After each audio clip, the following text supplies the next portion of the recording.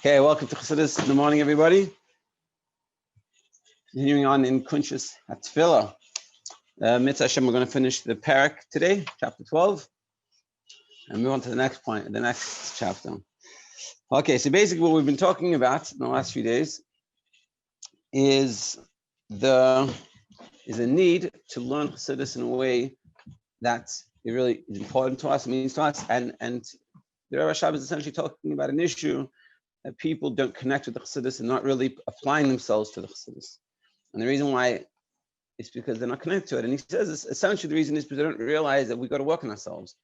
And they come into the Chassidus, maybe we feel ulterior motives, so to speak. Maybe they like it, it's enjoyable, but not because they realize that they need to do tshuva, meaning a return, needing to get close to God, and they don't feel the distance necessarily, and they don't feel that there's anything lacking within themselves. So therefore, if nothing's lacking, what do I need to work on? So therefore, the Chassidus is not really related to me. And like I said, the story, if we think Tanya is talking about a person I'm never shaykh to be coming, so then the whole book, it doesn't mean anything to me. And whereas when we start to learn Tanya or any sefer in Chassidus, as this is talking to me, my life and my situation, and how I can change myself and work on myself and become the person who I'm meant to be, so then everything is much different. And this is what we're talking about. And one of the main points he said is because they weren't born into this lifestyle, and a lot of the things that we do, it could be good, but it's just naturally how we were brought up and not because we worked on ourselves. And ultimately, we have to work on ourselves. Continuing on page 122 at the bottom, the malady and its effect. The true cause of this malady is that he was not trained in his youth and childhood in matters of Chassidus. 124, my mistake. 124 at the bottom. Yeah. The remedy, tshuva. Now, the true remedy for this disease is to reach a genuine awakening of tshuva from the innerness and depth of one's heart. One's materialistic nature should be broken. So in order to be able to get to this level of wanting to learn Chassidus properly and wanting to apply yourself to Chassidus and really learn it, is to do tshuva. I mean, break oneself doesn't mean to make ourselves feel bad or like depress ourselves, God forbid. It's to recognize that we're not living our lives to the fullest in the way it could be. And we could be living so much better lives, so much more connection with God and connection with the people around us. And really, it's like, to use a simple example, if we're on our phones all day, we're not having true relationships. And that's what he's saying. We have to realize that we're not living the lives the way we should. And when we realize this, and it's like, whoa, I want my life to be much better. I could have a much better life.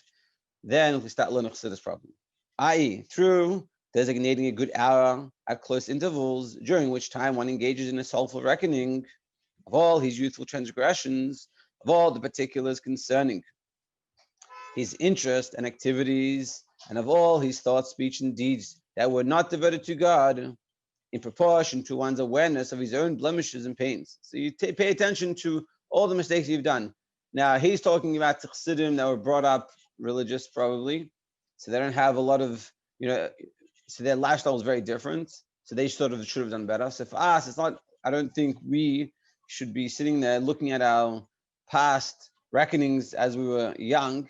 We didn't know any better, but it's so I recognize that we're not living our lives to the fullest, and am I living up to the standard that I would like to live up to? Things like that. When he prolongs this and makes an honest accounting between himself and his maker, as explained above, we talked about one of the 5 steps, his spirit will be shattered and he'll be stirred to do tshuva. So the goal here is to realize that Chassidus has the ability to help me live a different life. And that's the goal. Here he's saying how to achieve that in his situation and his crowd he's talking to is through soulful reckoning, an hour, and in close intervals. Now for us, not necessarily, and if it works for you, you do it. But if it doesn't work for you, it essentially we have to understand the point. The point is that we want to realize that we want to live more connected lives. And how do we do that? Learning Chassidus. And so we can sit there and say, hey, is my life going as good as it could be? And I noticed that I don't really care about davening and learning, and Shabbos is not as exciting as it used to be. Whoa, I want that to change. So come, let me go learn Chassidus. And that's what you need to do. That's it. Also, a person ought to afflict himself through fasting, and on each day, on each fasting, you should make the aforementioned reckoning and other means of mortification to refine the substance. And he's saying another thing that we should diminish our pleasures, or in his case, he's talking about fasting, which nowadays the Rebbe talks about it in terms of giving tzedakah. But again, the purpose is not to pain yourself as much as to diminish, it's like I really want sugar and really want to lose weight, but I have a ton of cakes and cookies and all these and ice cream in my fridge and in my cupboard. So it's not you're fighting against yourself. So the first thing you should do is get rid of all those things, and that's sort of what he's saying. When you're doing these self mortifications, you're trying to diminish you're sort of it's a reset button for yourself. You're trying to diminish if you always eat sugar, then by nature you keep on wanting to have it. See if you come and you say to yourself, for the next week I'm not going to have sugar. You're not trying to suffer. You're just trying to reset yourself so you can have that clarity. There's that cleansing diet, I forget what it's called, and it's like a 30-day diet that you eat all these different things, and it's basically to reset your palate to start being able to make the right choices. And this is the same thing. You're fasting not to like punish yourself, but because you're trying to reset yourself and not be so caught up in the food or in the things. Whole 30. Yeah, exactly. So this is sort of like a whole 30. In other means, the modifications to refine his substance. And the purpose of it is to refine yourself, is to stop being so grub, because that's what's getting you in this from in the first place. In the vernacular, in Yiddish, to become innately more refined. Exactly. You're becoming, guys, in Yiddish, B'lashon Yiddish, you become more refined. That's what you're trying to do. You're not trying to punish yourself. You want to come out of this fasting or whatever you do as a more refined individual. For by means of self-mortification, the evil within him will slowly be displaced. This is the meaning of diminishing one's fat and blood, as explained also, as explained in Tanya, that the purpose of it is to take the Yetzer Hara and to diminish it. So it's not taking so much control of your life. And automatically, when you eat less or you eat healthier and you make those better choices, he becomes less. In this way, the person becomes more receptive to an awakening of tshuva and to be a broken heart. Now help us come to do tshuva, to connect to the Chassidus more, want to learn, and suddenly use the Chassidus and that would be like that enjoyment. In addition, he ought to accept indignities from others. This is a beautiful concept. I'll say it outside in short, and then we'll discuss it inside, and then we'll bring about it a little bit. Basically, what he's saying is, when someone comes and tells you something that you're not doing something right, you should take it. You should take it, enjoy it, and learn what you can learn from it. So I want to discuss this a little bit after. In addition, he ought to accept indignities from others without response. For through the distress suffered by such, it's uncomfortable. Someone's telling you, hey, you're not doing something good. Well, it's not, you shouldn't be behaving that way. And it's like, who are you to? So that's the natural tendency is like, who are you to tell me what to do? Look at you. He's saying, don't respond. You listen, you take it. Indignities, the light of his soul will shine forth. And when you do that, if you take that, you'll see how much better your life can become. I.e., the tzura within him will dominate the chemer. So the tzura and chemer essentially, it literally means tzura is the form, and the chemer is the substance. It's like you have the plastic and the cup. The tzura is the cup, and the chemer is the substance, is the plastic. So the tzura is within us. So the chemer is like our body, and the tzura is like our thoughts and emotions and things like this. So our thoughts and emotions will change. The tzura within him will dominate the chemer, meaning our bodily desires will be dominated by our emotional intelligence and our thoughts. Since the latter has been broken, because the body has been broken, and when someone comes and tells you something that you don't enjoy, so it breaks you. But that breaking is coming, we're saying taking it in the right way, so that breaks that feeling, and then you're in charge, and the person in charge, natural kiss, can take control and make those decisions.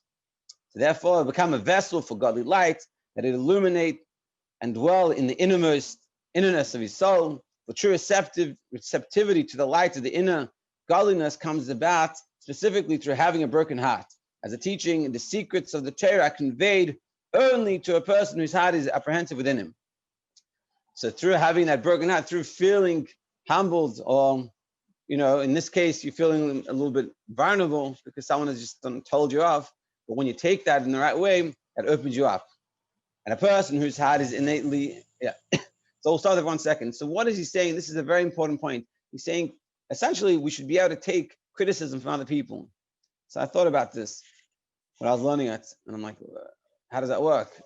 I think the point is we have to realize, and this is a very important point, is that this is based off having relationships with people. We have to have the ultimate goal, the success that you would have is when you have friends that you feel comfortable enough and you care about them enough that you can tell them what they need to hear. The challenge of now is we're not in touch with people. We're not really close to anyone. We don't really care about people enough. And what's the proof we don't care about them enough is that we can't tell them. And the Chassidic brotherhood that we're trying to accomplish here, and that is based off is close friendships. And those close friendships is not just we'll smile at each other, but it's we can tell each other what needs to be told when it needs. But in order to do that, you have to, if you don't feel comfortable doing that and you feel you're going to offend them, so that means we're not on a good enough relationship. Whereas we have to work on those relationships, and have good, true, meaningful relationships to the point where you can come to your friend and you say, tell me what I need to hear. And they will tell you, and you'll take it with love, you'll give them a hug, you say, thank you so much, and let's forring about it. And that's a real forring. We can come and sit there and you can tell each other things to be told. You're not coming to tell them from this place that you are better than them and they're nobody's, and I'm going to show you. You're coming because you really care about the person and you really care about your friend, and your friendship has been built so strong so you can tell them. And this will help you so much in your life, because think about it. We cover over all our iniquities and all our problems. Someone else can see the problems. But imagine that someone else knows your problems, knows how you could have a much better life if you just would change, but they don't feel comfortable telling you. It's a problem with you and it's a problem with them. Our relationship is not on the level that you can tell me. I wish, and I don't really have that, besides my wife, but I'm saying my friendship, I haven't built it enough for that to happen. And I wish it was different. And I think this is like a great goal to achieve. Get some friends, like we're going to stick together and we're going to build a relationship. We care about each other enough to the point that when I see something wrong, I'm going to come and tell you because I care about you. And because you know that I care about you, you're going to take it. And it's going to help me so much in life. Yeah, it's beautiful. We'll just finish it off. It's doing good. And good timing. And a person whose heart is innately anxious, that is, he's downhearted by nature. He's truly, naturally brokenhearted, is a receptacle of God's light. So being that he's always a little bit uncomfortable and always like, I'm not doing good enough, like this, as much as it's not necessarily a good lifestyle, but it helps him in regards to godly light, being a receptacle for it and being able to receive it. Nevertheless, although not downhearted by nature, a person can bring upon himself a broken heart through the methods described above. Whereas if we're not brokenhearted, meaning we feel we're good, we're perfect, everything is good, I don't need anything, I'm fine. So therefore, we're not going to be a receptacle to receiving the godly light. But we can still break ourselves, meaning recognize within ourselves and be honest with ourselves and say, hey, life is not so perfect, and there's plenty I could work on, and there's plenty I need help with, and let's connect with that, and let's try to connect to God. And to the extent that his spirit and heart are troubled, will there be the degree of his receptivity to godly light. And the more you realize you need God in your life, and the more you make yourself open for it, the more it will come, that it may dwell within him. Summary. Some people study Chassidus, but can't readily absorb it. Moreover, owing to their lack of spiritual sense perception, they feel complete. The remedy is tshuva, to break one's coarse materialistic nature. Beautiful. And just, so what we're saying is that there's an issue that people say, I love Chassidus, but it doesn't mean anything to me, it doesn't connect with me. So first of all, the two main issues he's saying is because you don't learn Chassidus as something talking to you. It's just an idea, an idea. So that's the first problem. And the second problem is that we feel complete and whole, and we feel with nothing. This is nothing to add to my life. My life is fine. It's perfect. I'm good. We might not say that. We might say no, but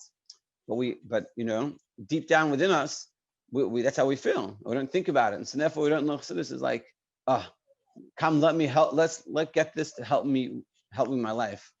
So through recognizing that, hey, being honest with myself, saying, hey, there's plenty I can work on, plenty I need to work on, and my life could be a lot better, and my connection to God is not as it should, and spend some time recognizing that.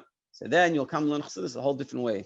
And when you learn the Chassidus in a way that you say, it's talking to me, and what am I meant to learn from this? In the beginning, it might be difficult because, maybe you haven't experienced this before. But you stick with it. I can tell you from experience, you stick with it, and you'll start to get it, and it will be life-changing, it will be beautiful.